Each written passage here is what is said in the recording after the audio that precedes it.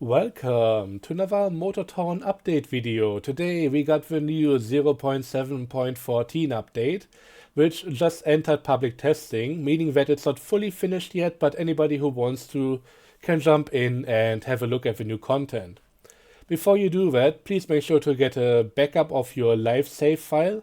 Copy the entire thing, including the settings, because if you go into the new version and then decide to roll back to maybe play on certain servers that don't do the public testing phase, you're going to run into trouble where your settings are going to reset and it's not going to be fun dealing with that unless you can just copy over your backup into the live file again and then you are ready to go again.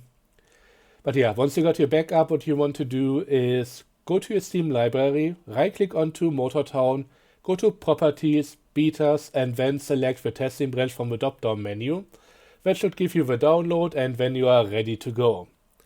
So when it comes to talking about this update, usually with the other ones I like to go into the new vehicles first, but with this one the new vehicles are really tied into their respective new industries and that kind of deal. So I will give you guys every single piece of the puzzle in order to hopefully paint a whole picture at the end. However, one thing that doesn't have any other puzzle pieces attached to it is the new CUDA flatbed.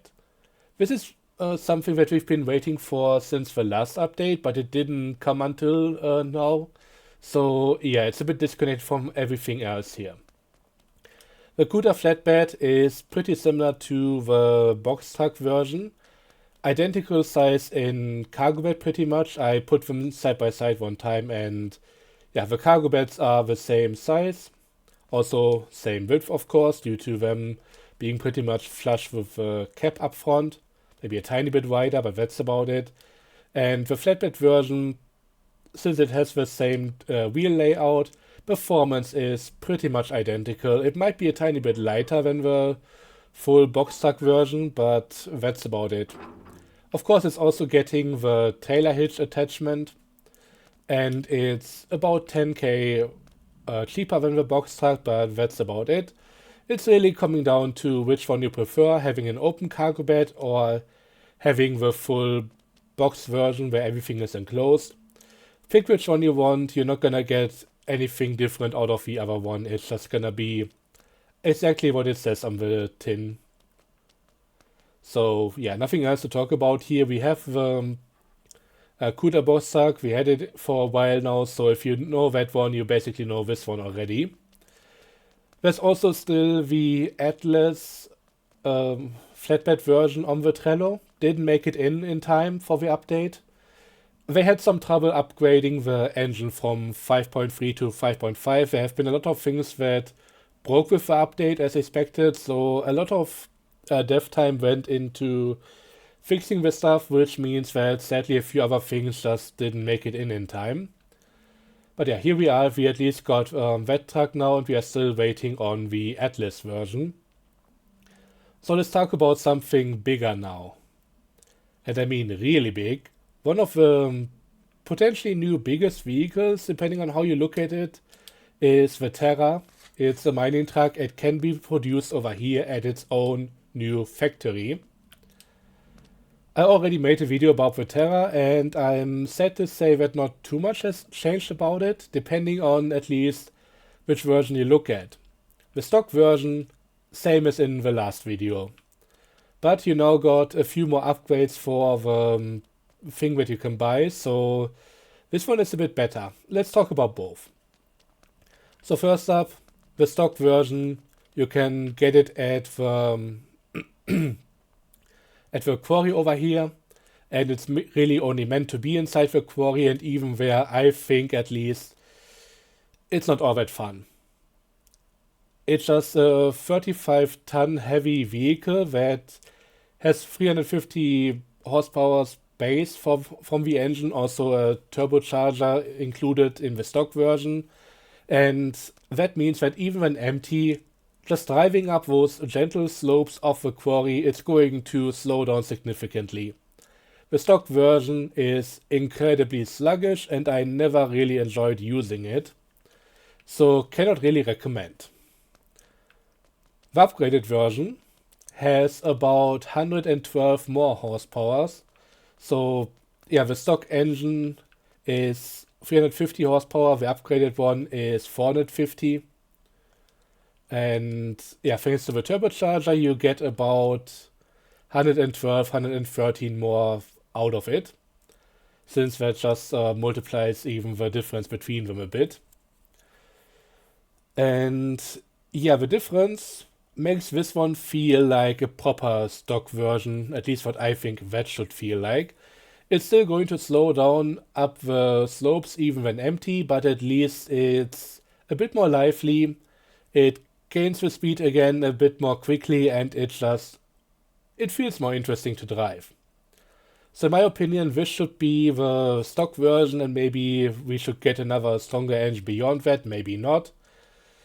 None of this would really change the capabilities of this truck, really. It's never going to be the champ of Guangjin. It's always going to be the Atlas, or for heavier stuff, you might want to go with a smaller truck even. But yeah, in the quarry right now, you are still usually better off using the Atlas. I think having the upgraded version at least makes it fun enough to consider. But once again, this is a truck that costs almost $500,000, plus another, what was it, 150k for the upgraded engine. It's not worth it. Plain and simple. So if you want to make a profit, avoid this one. If you just want to have a bit of fun, you can go for it. But once again, when it comes to other jobs that it might be able to do, it doesn't fit into the unloading areas of, well, the cement factory, the steel mill, the harbors with the ramps and everything. So you can't really do a lot of the cargo, and it's never really going to be great at Guangjin. You might be able to use a Brutus or 2 or 3 or 4, I don't know how many you would need, in order to do a coal or iron run using this truck. It's not going to be able to do it just on its own from what I can tell.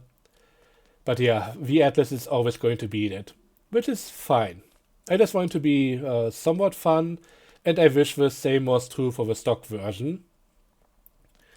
And to be clear, while the stock version reflects this truck being based on a prototype from the 60s with accurate performance data, we're not having this in the 60s. This is produced right now in the game, and I think giving it a bit more power to reflect it being a truck that's produced in modern time would have gone a long way to make it a bit more interesting and fun. But here we are, 350 horsepower stock, not really worth it. Getting the upgrade version, not worth it either. To be clear, it has another interesting little quirk. If you use it as a company vehicle, not only can you bypass a lot of unloading areas, since the truck doesn't really go in there when driven by AI, it just goes past it and magically unloads. It also has the advantage that running costs now differentiate between off-road paths and paved roads. And this one, while being a lot less friendly to on-road driving, is going to eat through the condition quite quickly. It's much more efficient than any other truck on dirt roads. So if you want to use it as a company vehicle down here in the quarry, yeah, that would be somewhat efficient. The Atlas is still going to be way faster though, so keep that in mind. But yeah, in the end, if you have spare money, if you just want to try out the truck with its upgraded engine, go for it. It's decently fun, but definitely not a good investment. And to be clear, there's also another upgrade, which is a lockable diff option. This isn't like in the Brutus or the Gemusi. This thing can only lock or unlock. It doesn't have the low gear range or anything like that. It's basically, if you look to the right of the screen at the lower list there, you can see diff open, diff locked, and that's all that you get with this one. And to be clear, for the most part, if you need to go up a hill, especially when loaded, you're going to be power limited, not grip limited. So while there might be 1 or 2 occasions where this can come in handy, overall it's not going to be a game changer for this thing either. It also has a few options for front bumpers, which I almost forgot about, so let's quickly go through all of those. So the stock one, an upgraded one. This one has my upside down 48 on there as well, and then also one with additional little footrests over there. So if you are getting run over by it, you might be able to just jump up there and hold on to the front bumper. I don't know. But yeah, that's all that I can tell you guys about the truck. It's still not amazing. I wish at least the stock version was improved some more in order to make that a bit more fun, because it's not really worthwhile buying the upgraded one in order to have a bit of fun in the quarry. The job there isn't that profitable. It's going to be necessary though in order to get other stuff produced, but we'll talk about that in a moment. Let's now get into the factory itself, because this truck cannot just be purchased here. You need to produce it first, similar to the Formula SCM, but thankfully with much less randomness in the materials required. So in order to get 1 Terra, you need to deliver 3 steel coils and 2 H-beams from the steel mill, 2 containers from either of the harbors or the overseas import company. These are the ones that are sometimes a bit hard to find. I had to employ a company driver in order to get this done. Just let them do a few loops around the place, and at some point it filled up, which is nice. But you're also going to need 2 cubic meters of oil, 1 cubic meter of fuel, and 2 plastic pellets. So there are things from different supply chains, namely the steel mill and also the refinery or plastic factory on Lido, so it's a lot. It's quite the task getting to this point, but at least once you get there, this is kind of interesting.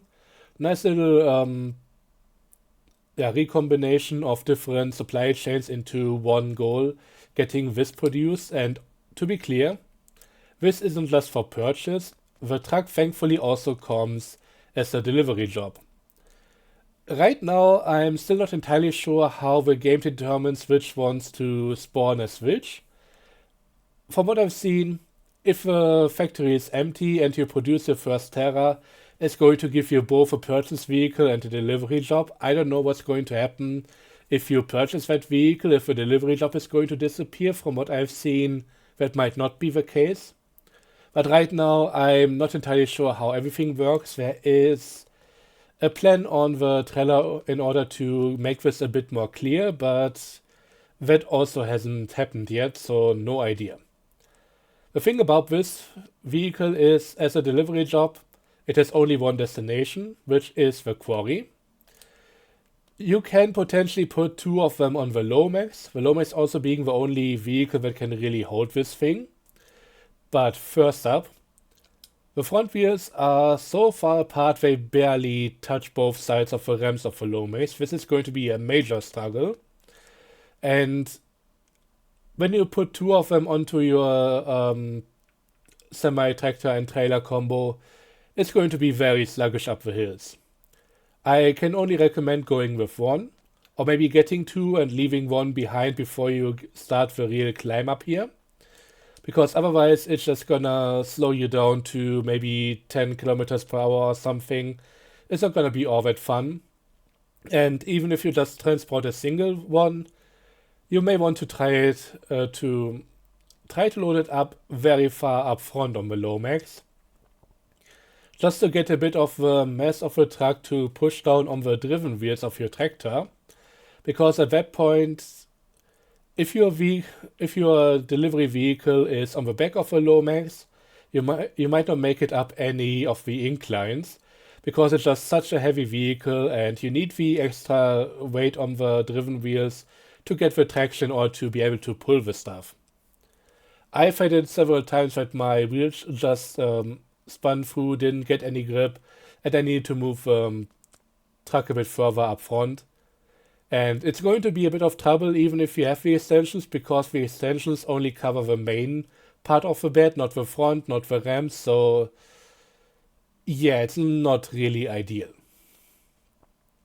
Also, last thing here, you may have already noticed it, but the new factory here comes with its own repair station. Unlike ARA, this one is open permanently and it's also right next to one of the major delivery lines here. So if you get damaged, you can easily just make a little detour, repair yourself, and then be back on the road sooner than later.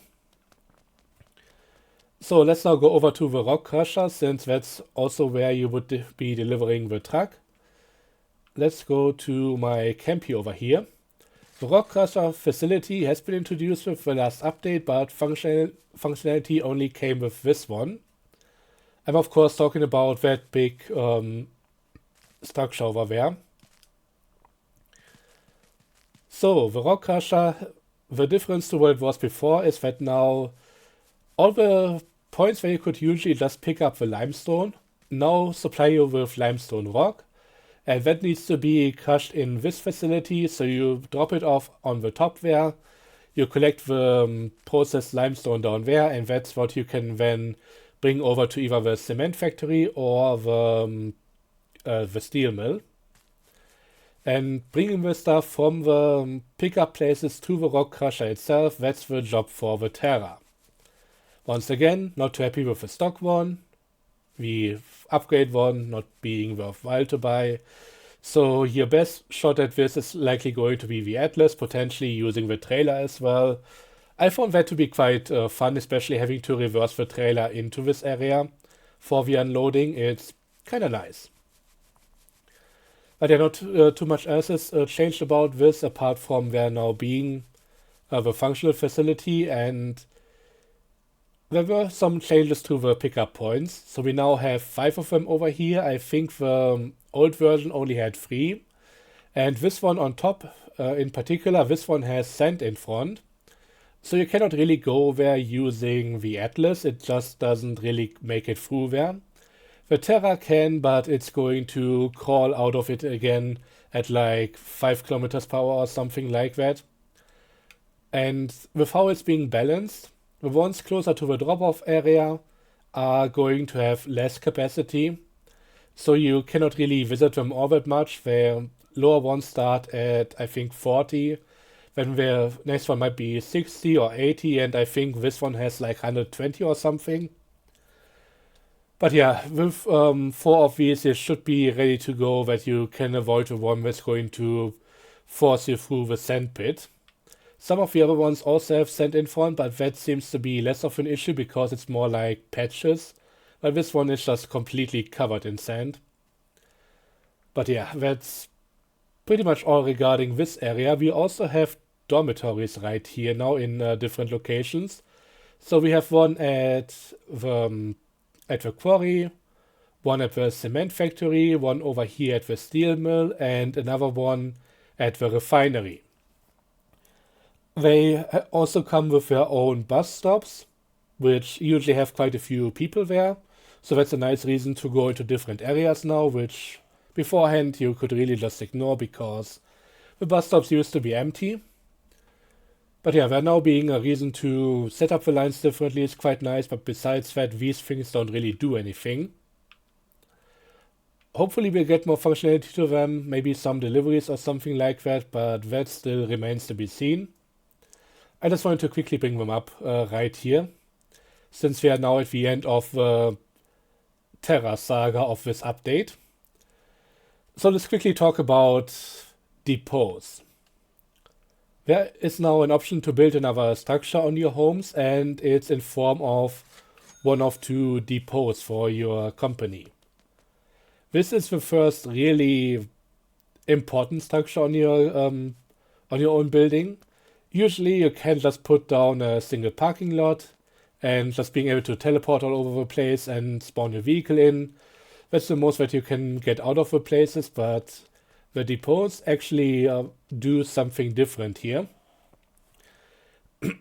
You can set these up as part of your company route, and when a truck or bus comes by one of the depots as part of a route, it's going to refresh its own condition.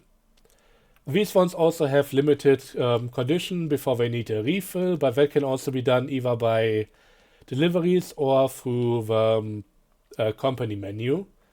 Since I didn't set up everything yet, it's still going to leave me with some vehicles needing manual refreshes, but a lot of them are set up already so that they auto-refresh at the different locations. And in the depot menu, you can not only give everything its own name, but also just quickly refresh or see on the map where you could get some supplies from. Supplies are only available once the depot goes below 50%, and it's going to fill up 50% of its conditional storage through just one single pallet. So while you could theoretically automate this, it's likely not going to be worthwhile.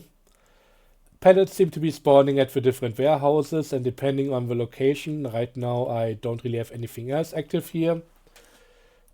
It can be all over the place, so it's really unreliable. But yeah, these things are pretty nice. This one, by the way, is the large depot. I have more of the smaller ones. Let's see, I have one in Gangyang over here. We're going to take a look at them at the architect in a moment. But yeah, the difference is the larger one has, I think, 20% more storage, but also 20% more running cost. Running cost is negligible for these, so it's not going to be much of a noticeable difference. But yeah, this is the small depot, and to be clear, both of these buildings were leaked, I think, a year ago or something. So you could get them for a short amount of time. They didn't have any purpose, but now they are back and fully functional. And to be clear, I didn't add any decoration here. These things are somewhat pre-decorated by default, but you could still put some more items in here or just add a parking lot, that kind of deal. But yeah, this is what they look like and this is what they do.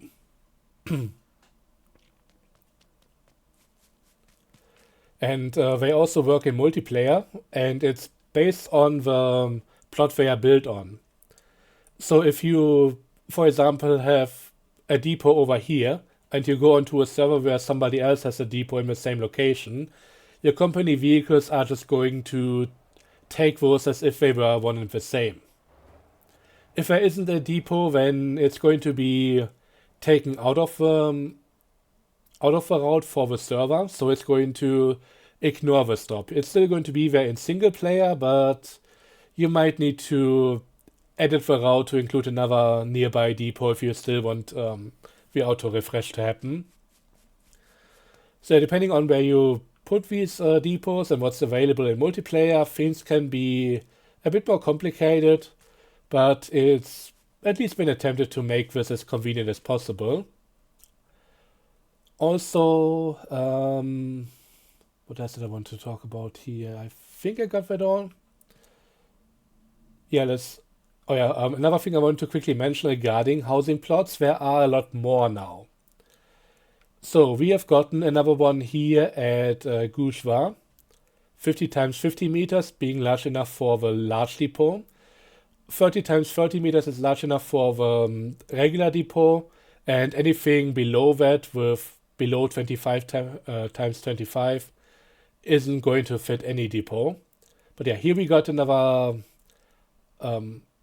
property for sale in this area. I think all the other ones are down south, but there are thankfully quite a few of them. We have 2 depot options at Baiyang over here. Also quite a few new roads over here, which is nice. Another one over here. So yeah, this is one of the 2 at Baiyang. This is the other one. Not really at Baiyang anymore, but in proximity. Also one shortly before the quarry. Then another one down here. If you follow the medium road and go to the outside here, there's going to be another option, another large property. And we even got 2 options down here in Guangjin, so this is pretty nice. This one only being useful for a regular house. This one theoretically being able to put a depot there, but since Guangjin is off limits for company vehicles, you don't really need to bother with that. Ara sadly didn't get one yet, but yeah, Ara housing has been in the making for a while. Maybe we'll get another update to the town itself before that comes, but there's something else to talk about there in a moment. Besides that, there are also two property slots right at the at the refinery, which is kind of neat.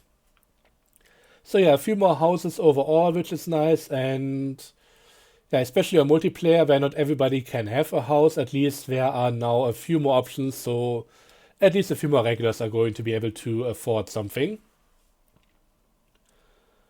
So let's now get to the architect and talk about the items there, to give you a full rundown of how large they are and all the requirements. So for that you need to go to the southwest region of Lijo Island and talk to this guy here up on the top floor of the building. And the depots are available right here. 50k for the small one, 70k for the large one. And you can see both the size in the top left, the amount of storage that it has, the running costs, and to be clear, 100% running costs I think are 10 coins every 10 minutes or something, so it's not really amazing. And it also says how you can get the stuff to work and the construction requirements, because like the large garage it needs to be constructed. 10 concrete, 10 sand, and then 2 of each with wood plank, H-beam and plastic pipes. The large depot costing a bit more and also being a bit more resource heavy to produce. 37 by 34 meters and 15 concrete, 15 sand, 4 wood planks, 3 H-beams and 3 pipes.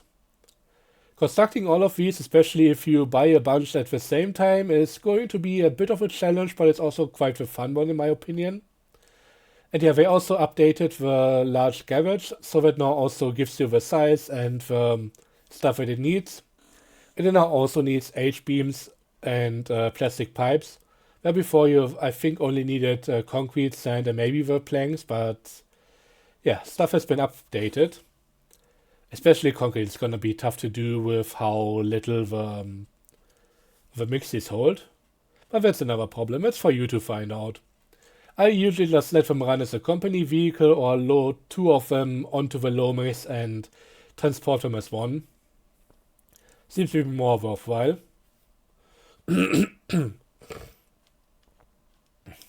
So yeah. Enough about this, let's talk about the next thing. Since we're already getting into the company stuff, company vehicle limit has been updated to 15. So 5 more slots for whatever you want to do. And they are going to be very expensive to be added. Costing, I think, 1 million for the last slot or something like that. It's really quite expensive. Or was it 500k? I don't know, but yeah, the cost ramped up and it's going to be very, very expensive for the last few. There's also now company condition warning to the top right.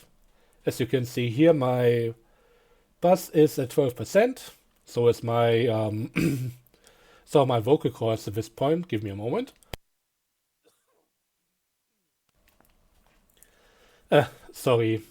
These long videos are really putting a strain on me, but yeah, here we go. The company vehicles give you now a much better warning up ahead. Once you get below 20%, they are being listed up there, and it's much more precise now, since you don't need to rely on reading the bar, how much it's dropped over here.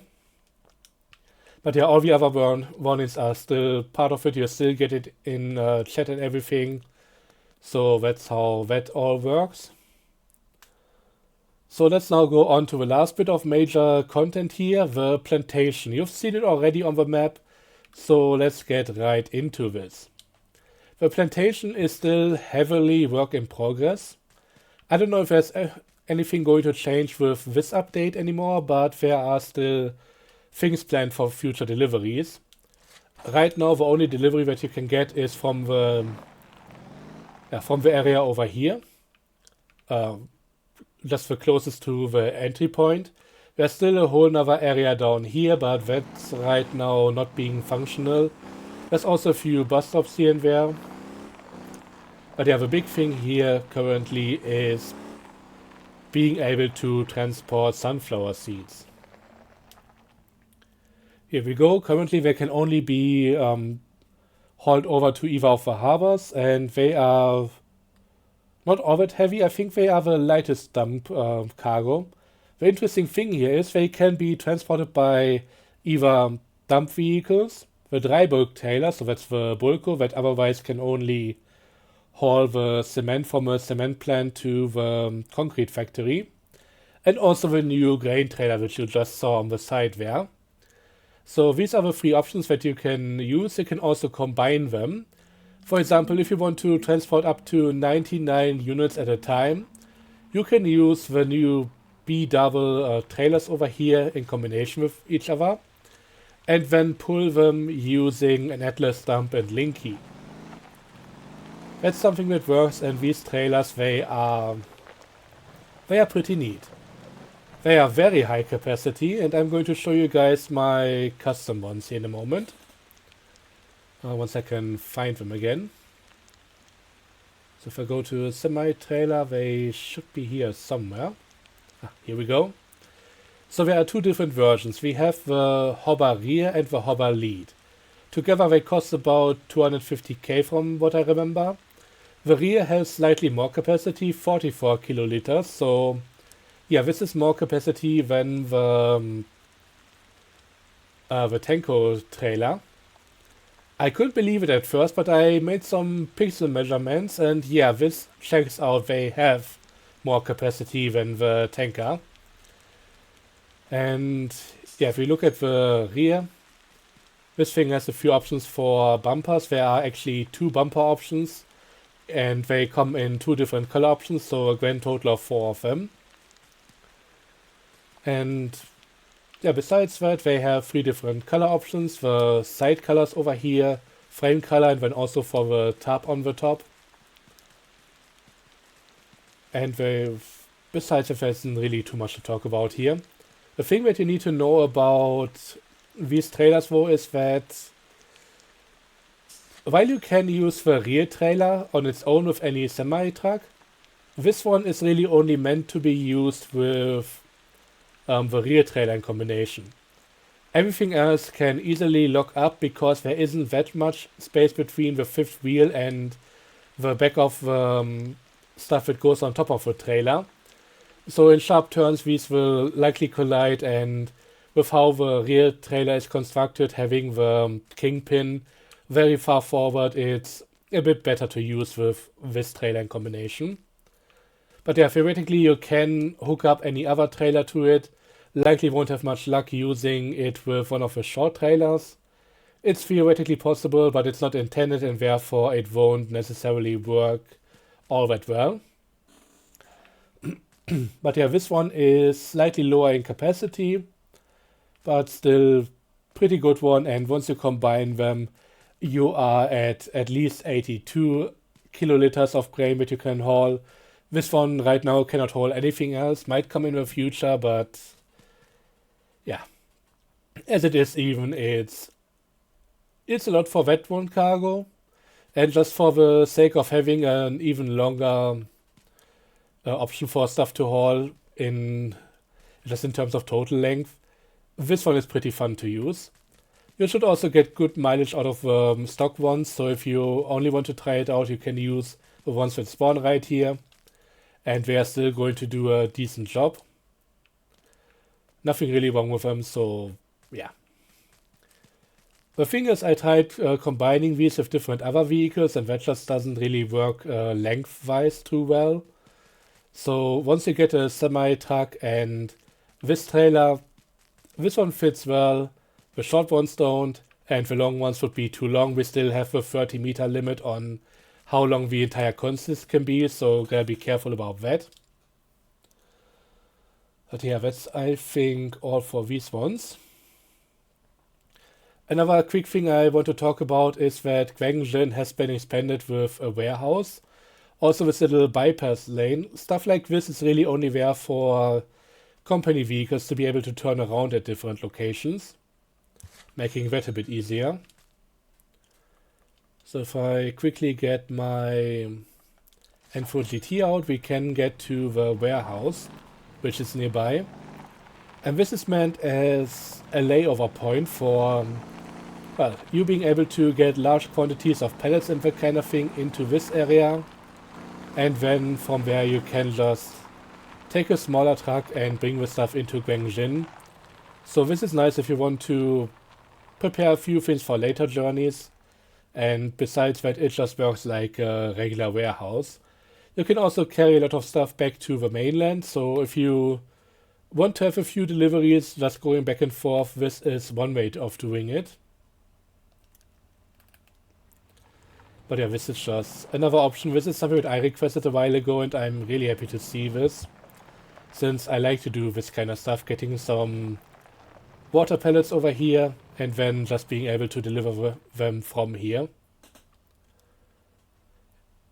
Yeah, so much about this thing. Not really too much to talk about, but I think it's a nice little addition.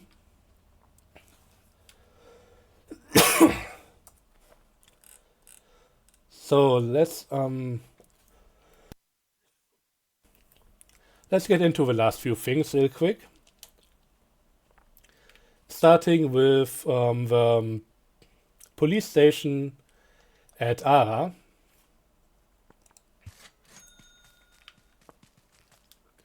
So the Ara police station has been added. It's a completely new building, and my god, it's a lot. Like, really stuffed interior, really nice to explore, and I think I'll leave most of it to you guys. I just want to show you guys the building real quick. This is another major topic now, since we also have some additions to the police system itself, which I'll show you guys in a moment. But yeah, this building, pretty nice, some graffiti around the back, and you can explore the ground floor of it as well.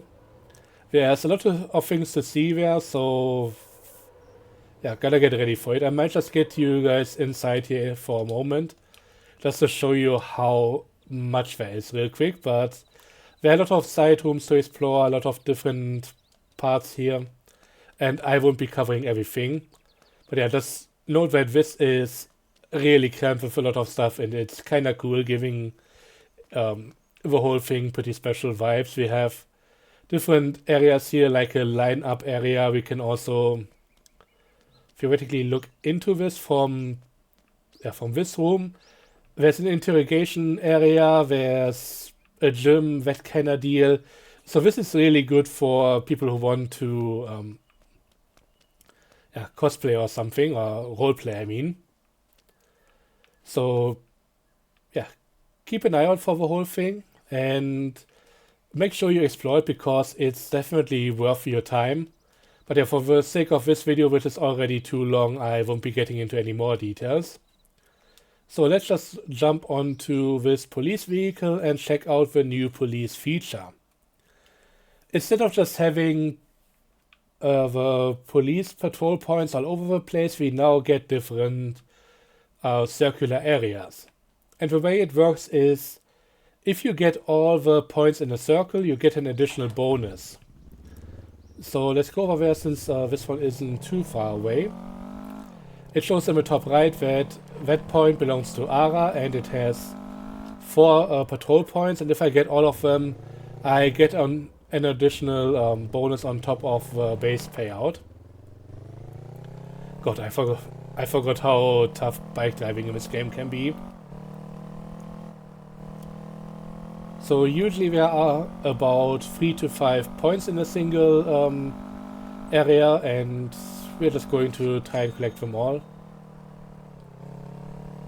Just real quick here. While we're at it, I might also talk about something else. We can now surrender from a suspect state. So there's now a button if we get wanted level, but we are just able to get rid of it immediately. We pay the fine and we go our merry way without having to even run after a police car or to get the wanted level removed to do other things like resetting the car or fast traveling, that kind of thing. a lot more convenient now, and I really wish that already happened before we got the option to turn off traffic and police cars, because it's been such a pain for events. Anyways, here's the last of the points we get for we get a 2k additional plus a bit of town bonus effect, and that's just about it for this one. So yeah, nice little bonus on top, and I think just having a bit more money from it is also making the whole police job a bit more enticing.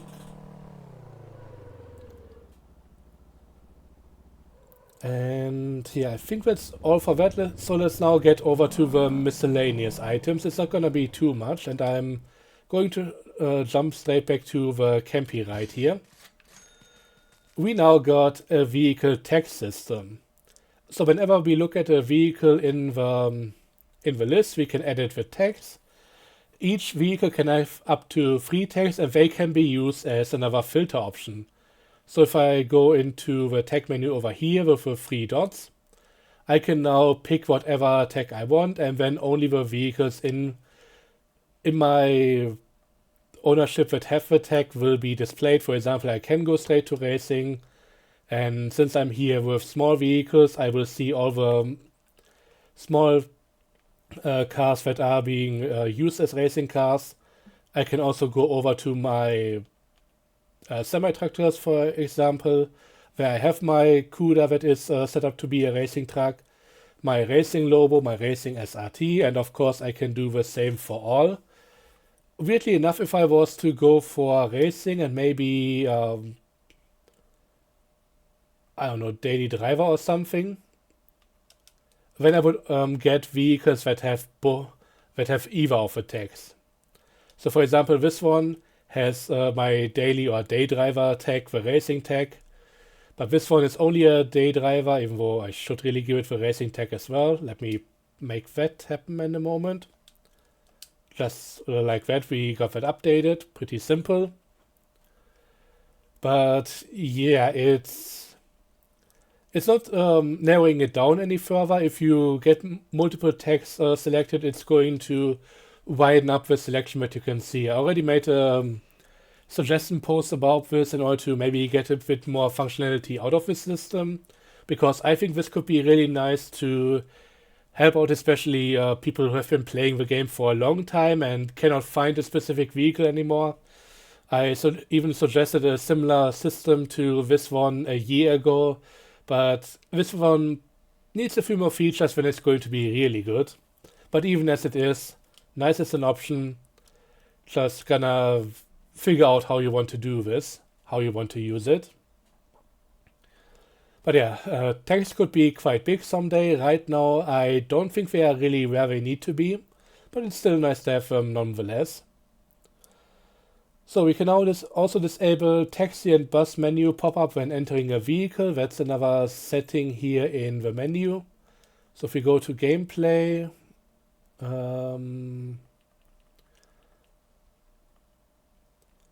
where is it?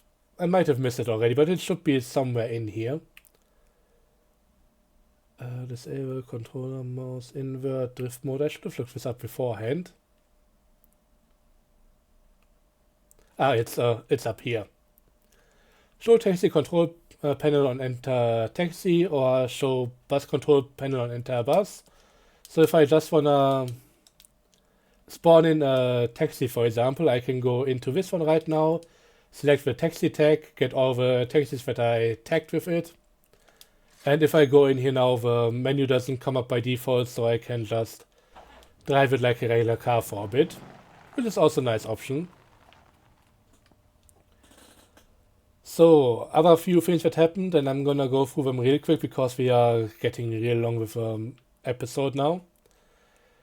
The mud shortcut between Gappa and Medium has a bit less mud on it now, so should be a bit easier to do. However, with a UE update, we also now got the mud and sand to behave a bit differently, and I think they still need to fine-tune what exactly happens, so yeah.